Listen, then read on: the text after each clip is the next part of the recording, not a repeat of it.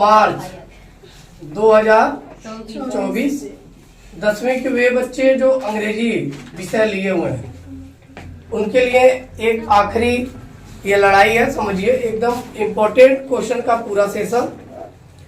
आप लोग का साइंस का भी पेपर बेहतर गया होगा, I hope. Yes sir. Paper कैसा गया है? अच्छा गया। आवाज ही नहीं आ रही है।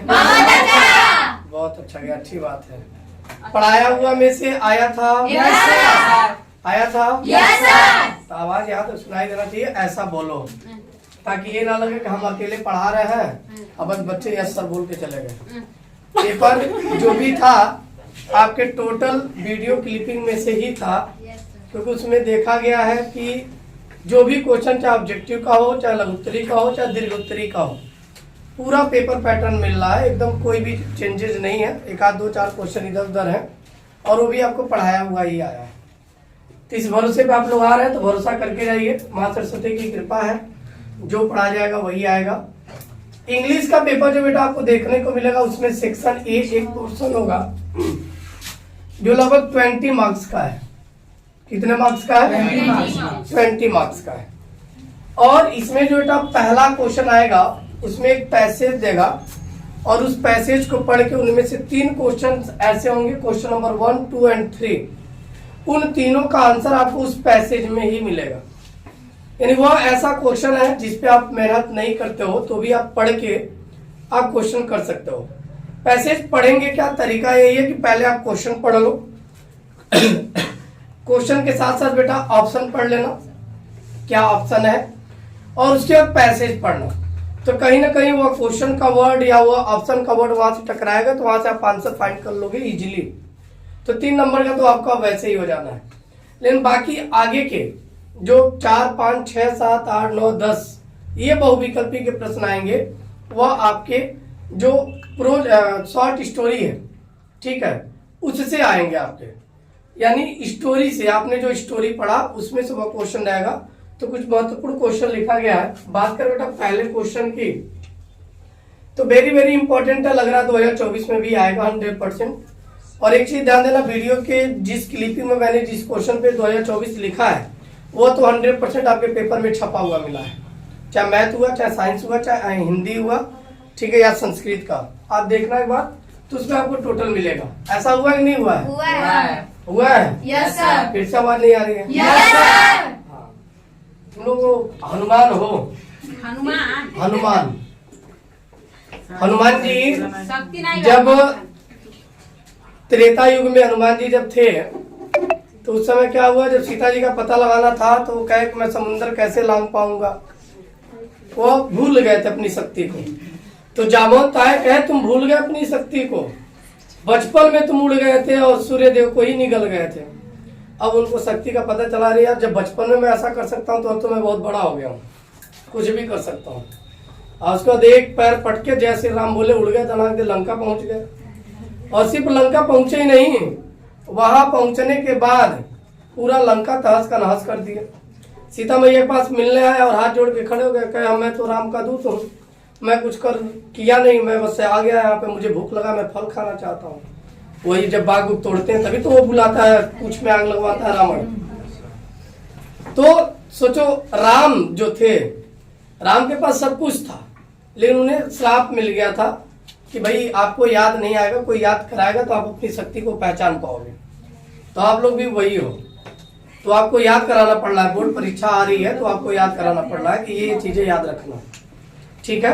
अच्छी बात है, जामवंत का कार्य हम कर रहे हैं और आप भी हनुमान बन के अगर सीता का पता लगा लिए, मतलब ये पता लगा लिए प्रश्न जो आ रहा है उसका आंसर क्या है, तो आप भी क्या होगे, पार हो जाओगे, लंका का दहन करके आ जाओगे बोर्ड परीक्षा में, खूब बढ़िया नंबर पा के आओगे। उसके बाद हाथ जोड़ लोगे, कहोगे अरे सर जी आ गया नंबर। तब उस समय कहोगे अरे सर बड़ी मेहनत की है, ये नहीं कहोगे सर ये आप भी मेहनत किए, कहेंगे, कहोगे? अच्छी बात। क्वेश्चन ध्यान से देखो बेटा, कह रहा है, देखो हंसी मजाक ज्यादा ना करो, बोर्ड परीक्षा है। कह रहा है कि tricky actual problem was, tricky जो था उसका एक्चुअली प्रॉब्लम क्या था? एकदम मोटा हो गया था। क्या मलेरिया था उसको, या मेलन्यूट्रिशन था, फीवर था, या vomiting because of excess food? Vomiting because of excess, क्योंकि वो भोजन बहुत ज्यादा कर लिया था। और भोजन जब आप अतिरिक्त कर लेते हो तो वह हो जाता है अपच, और वो क्या होता है, बाहर निकलता है, यानी वोमिटिंग होती है। तो वोमिटिंग होने का कारण यही था भैया, वो भोजन बहुत अधिक मात्रा में खा लिया था। जैसे आप भी पार्टी में जाते हो, प्लेट उठाते हो, खूब भर लेते हो। अब शादी जिसके घर है बेचारा तो परेशान है कि हम कैसे खिलाएं, और एक आदमी उतना खा नहीं पाता लेकिन प्लेट में भरा हुआ है, तो उस खाने का क्या हो रहा है, वेस्ट, बेकार वो जा रहा है ना। तो आप ऐसा ना करें, जितना खाना हो खाना उतना ही लें। दूसरों को भी ये मैसेज पहुंचाएं, क्योंकि भोजन बहुत अनमोल धन है और किसान बड़ी मेहनत से उसको उगाते हैं। तो आप भी एक किसान के बेटे, तो आप समझ सकते हैं कि अनाज की कीमत क्या है। क्लियर?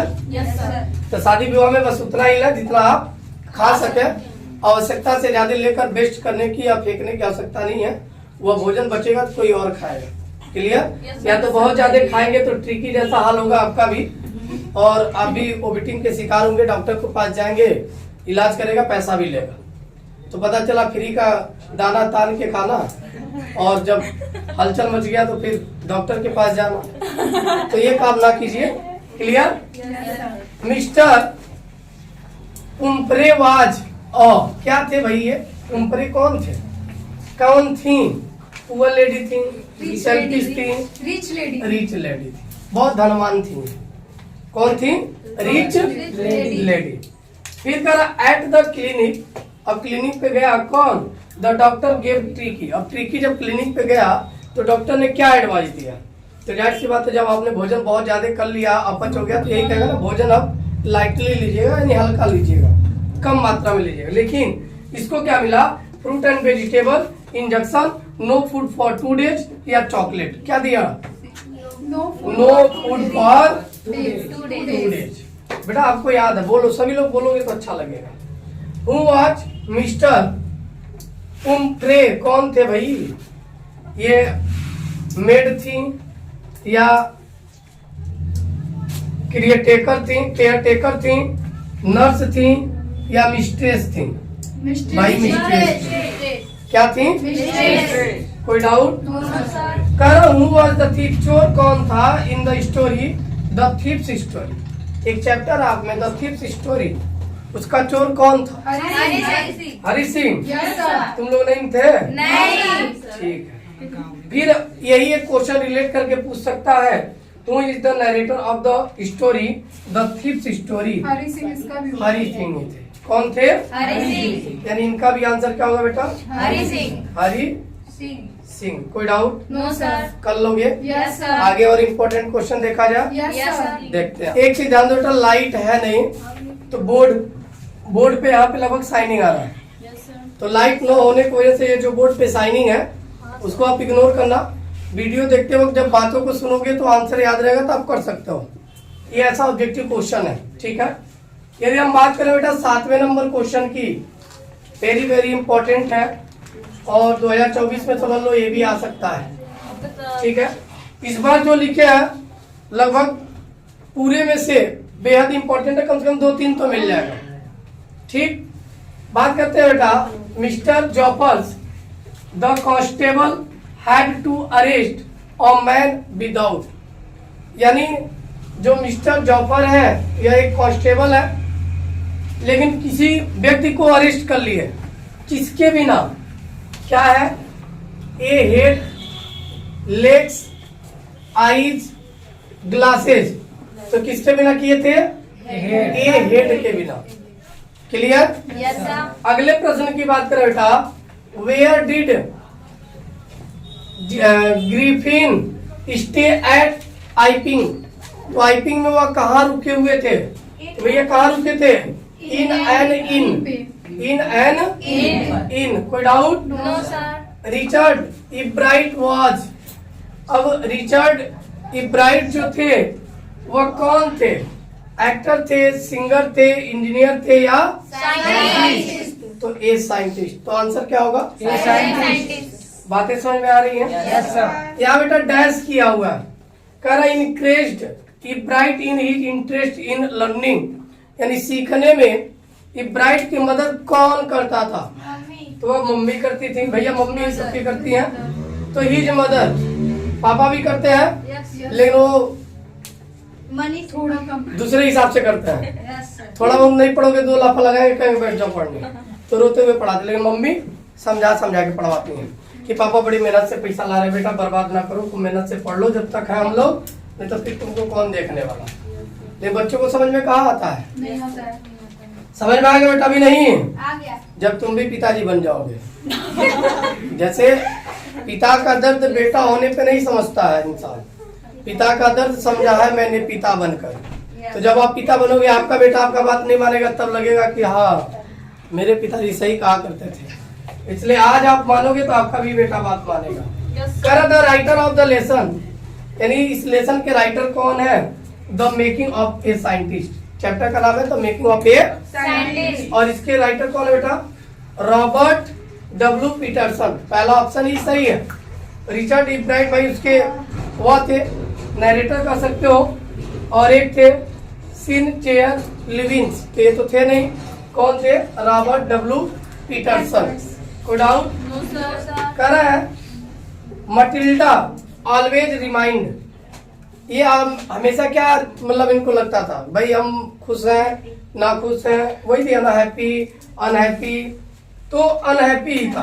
क्या था? Unhappy. तो अनहैप्पी जाओ। Right answer. कोई डाउट? No, sir. कर लोगे? Yes, sir. थोड़ी सी तबीयत नाजुक है, इसलिए खूब मन से आप इसको पढ़ेंगे, रिवाइज कर लेंगे। कोई डाउट?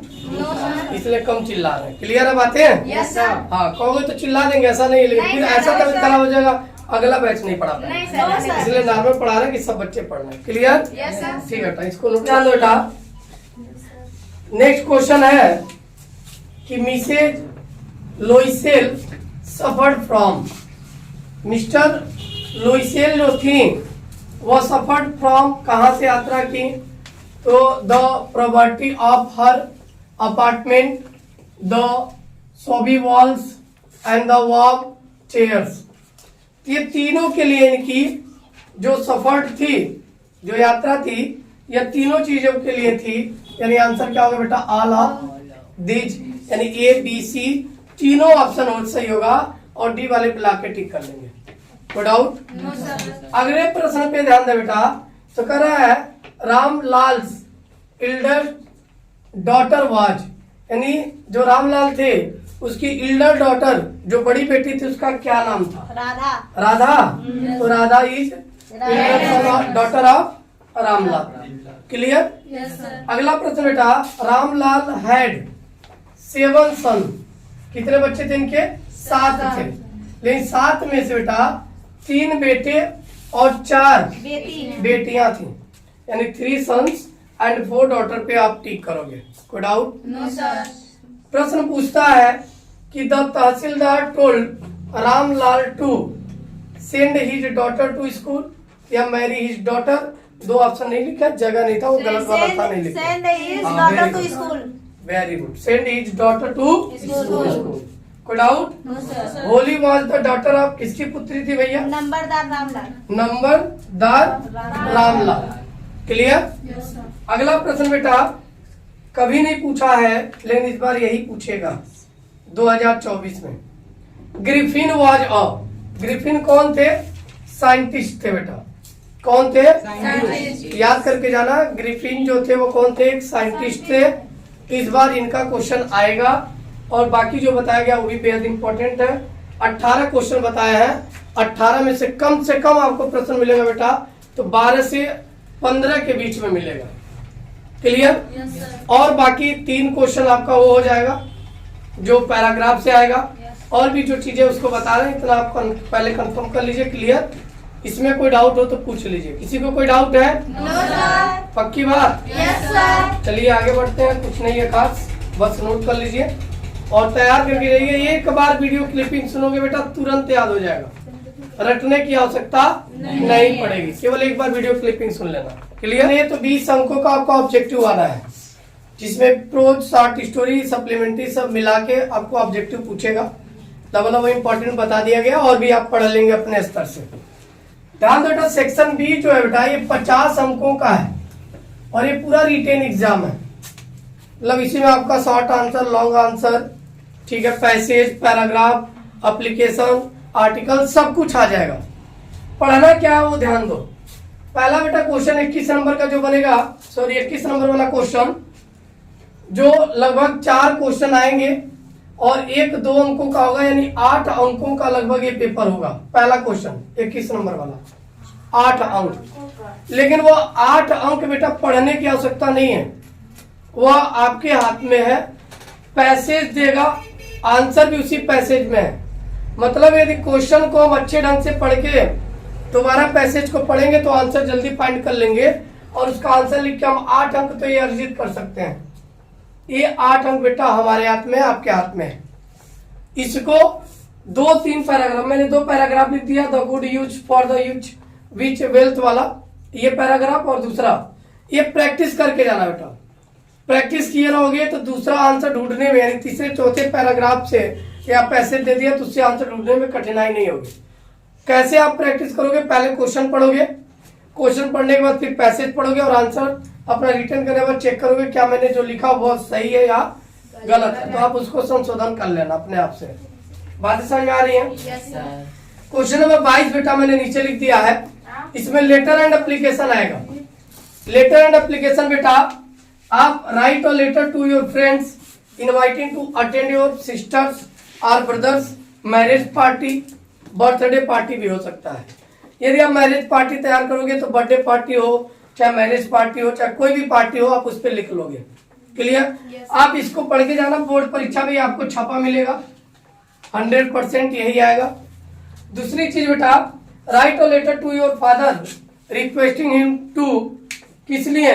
सेंड यू मनी, पैसे आपको भेजने के लिए, ताकि आपका मंथली जो फीस है, किराया है और भी बुक्स खरीदने हैं, ये सभी जिक्र करते हुए वहां पे ये लिखोगे।